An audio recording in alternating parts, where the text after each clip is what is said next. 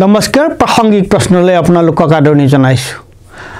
ফলিয়াছ নাৰী মানলৈ শ্ৰদ্ধাঞ্জলি কিছুমান মানুহ কিংবদন্তি হিচাপে জনাজাত হৈ পৰে ভাৰতত ন্যায়পালিকা বা আইনৰ জগতত তেনে এগৰাকী কিংবদন্তি পুৰুষ আছিল ফলিয়াছ নাৰীমান যোৱা 11 ফেব্ৰুৱাৰীৰ দিনা 95 বছৰ বয়সত তেখেতৰ দেহাৱসান হয়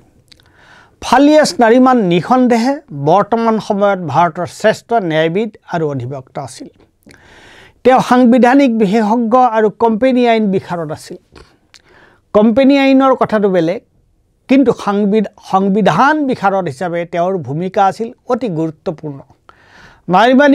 নাৰী মানে ন্যায়পালিকা সদায় স্বতন্ত্ৰ হৈ থকাটো বিচাৰিছিল এই ক্ষেত্ৰত তেওঁৰ ভূমিকা আছিল অদ্বিতীয় উচ্চতম ন্যায়ালয়ৰ ন্যায়াধীশসকলক কোনে নিযুক্তি দিব আৰু তেওঁলোকক কোনে বদলি কৰিব এই বিষয়টো লৈ 1981 চনৰ পৰাই উচ্চতম ন্যায়ালয়ত বিতৰ্ক চলি আহিছে এই ক্ষেত্ৰত তিনিটা গোচৰৰ ৰায় গুৰুত্বপূৰ্ণ প্ৰথমটো হ'ল দ্বিতীয় ন্যায়াধীশৰ গোচৰ দ্বিতীয়টো হ'ল তৃতীয় ন্যায়াধীশৰ গোচৰ আৰু তৃতীয়টো হ'ল national judicial appointment commission act 2014ৰ গোচৰ প্ৰথম আৰু দ্বিতীয় ন্যায়াধীশৰ গোচৰৰ অন্ততঃ মূলতঃ নাৰীমানৰ যুক্তিৰ ভিত্তিতেই 1993 চনত উচ্চতম ন্যায়ালয়ৰ 9জনীয়া বিচাৰপীঠে উচ্চ ন্যায়ালয় আৰু উচ্চতম ন্যায়ালয়ৰ ন্যায়াধীশৰ নিযুক্তি আৰু বদলিৰ ক্ষেত্ৰত চৰকাৰী হস্তক্ষেপ বন্ধ কৰি কলেজিয়াম পদ্ধতিৰ প্ৰৱৰ্তন কৰিছিল তেতিয়াৰে পৰা ন্যায়াধীশৰ নিযুক্তি আৰু বদলি সেই পদ্ধতি মতেই চলি আছিল কিন্তু 2014 চনত বিজেপি চৰকাৰ ক্ষমতালৈ অহাৰ পিছত তেওঁলোকে সকলো অনুষ্ঠান প্ৰতিষ্ঠানৰ ওপৰতে হস্তক্ষেপ আৰম্ভ কৰে তেতিয়াই কলেজিয়াম পদ্ধতিৰ বিৰুদ্ধে গৈ চৰকাৰে national judicial appointment commission act 2014 আনে সংবিধান সংশোধন কৰি মুখ্য ন্যায়াধীশ উচ্চতম ন্যায়ালয়ৰ দুজন জ্যেষ্ঠ ন্যায়াধীশ কেন্দ্ৰীয় আইন মন্ত্ৰী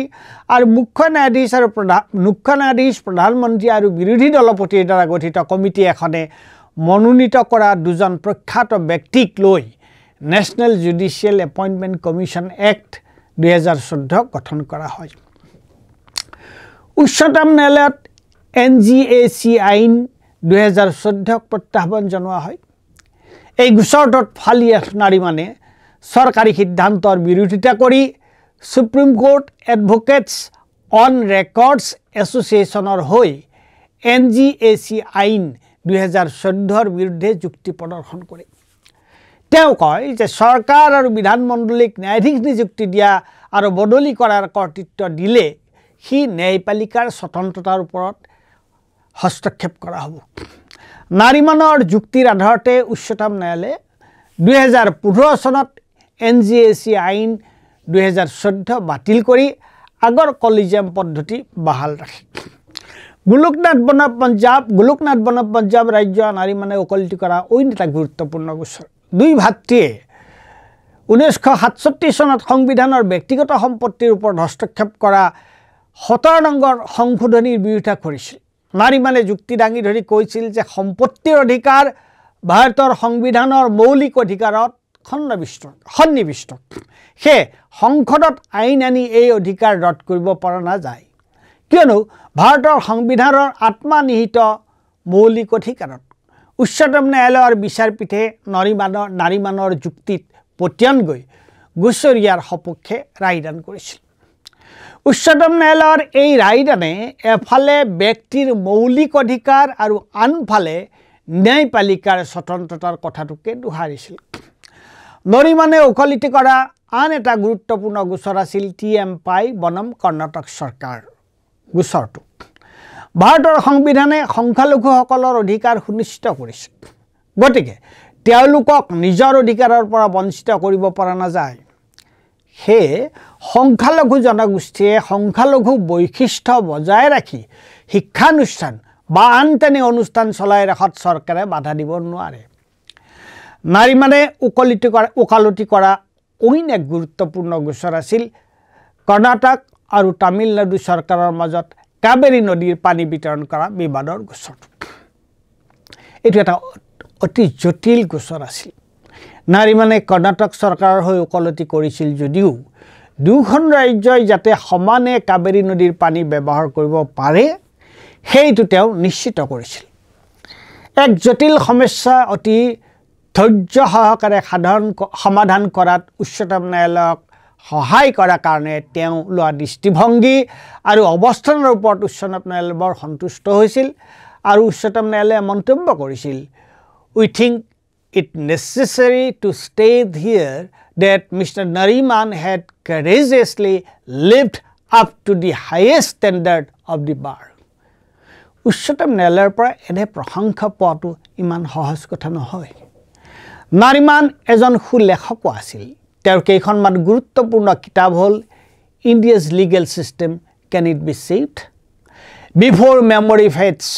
N autobiography, God saves the honourable supreme court, the state of the nation আৰু you must know' your constitution. শেষৰ কিতাপখন মাত্ৰ কেইমাহমান আগতে প্ৰকাশ পাইছিল। নাৰিমানে প্ৰায়ে কৈছিল, না সংসদ সাৰ্বভৌম না উচ্চতম ন্যায়ালয় সাৰ্বভৌম। সংসদো সাৰ্বভৌম নহয়, উচ্চতম ন্যায়ালয়ো সাৰ্বভৌম নহয়। সাৰ্বভৌম হ'ল ভাৰতৰ সংবিধান। সংবিধানৰ ওপৰত কোনো নাই, কিন্তু কোনো এখন আইন ঠিক নে বেঠিক সেই সন্দৰ্ভত চূড়ান্ত ৰায় দিয়াৰ কৰ্তৃত্ব কিন্তু কেৱল উচ্চতম ন্যায়ালয়ৰহে। তেওঁ উচ্চতম ন্যায়ালয় সম্পৰ্কে এটা তাৎপৰ্যপূৰ্ণ মন্তব্য কৰিছিল। তেওঁ কৈছিল, "the citadel never falls except from within", অৰ্থাৎ উচ্চতম ন্যায়ালয়ে নিজে নিজৰ ক্ষতি নকৰিলে বাহিৰৰ পৰা কোনেও উচ্চতম ন্যায়ালয়ৰ ক্ষতি কৰিব নোৱাৰে। ডেকা উকিলসকললৈ দিয়া নাৰিমানৰ পৰামৰ্শও বৰ গুৰুত্বপূৰ্ণ আছিল। তেওঁ কৈছিল, আদালতত কেতিয়াও খং নকৰিবা, খং কৰিলে তোমাৰ মক্কেলৰহে ক্ষতি হ'ব। আইনৰ উদ্ধৃতি দিওঁতে বা আদালতত কিবা এটা তথ্য দিওঁতে কেতিয়াও ভুল নকৰিবা, যাতে বিচাৰকে তোমাক বিশ্বাসত লয়। নিজৰ গোচৰৰ বিষয়ে কেতিয়াও প্ৰচাৰ মাধ্যমত একো নক'বা, কিয়নো বিচাৰকজনৰ সেই সুবিধা নাই। নাৰিমান উদাৰ আৰু মুক্তমনা আছিল। ভোপাল গেছ দুৰ্ঘটনাত ইউনিয়ন কাৰ্বাইডৰ হৈ ওকালতি কৰাৰ সিদ্ধান্তটো তেওঁ যে ভুল কৰিছিল সেই কথা তেওঁ স্বীকাৰ কৰিছে। নৰ্মদা বাচাও আন্দোলনত তেওঁ গুজৰাট চৰকাৰৰ সপক্ষে ওকালতি কৰাৰ সিদ্ধান্ত লৈছিল যদিও সেই সময়ত গুজৰাটৰ খ্ৰীষ্টান লোকৰ ওপৰত হোৱা অত্যাচাৰৰ প্ৰতিবাদ কৰি তেওঁ সেই সিদ্ধান্ত সলনি কৰিছিল। ফালিয়াছ নাৰিমানৰ প্ৰতি প্ৰকৃত শ্ৰদ্ধাঞ্জলি হ'ব তেখেতৰ আদৰ্শৰ প্ৰতি দেখুওৱা আমাৰ আনুগত্য। ধন্যবাদ।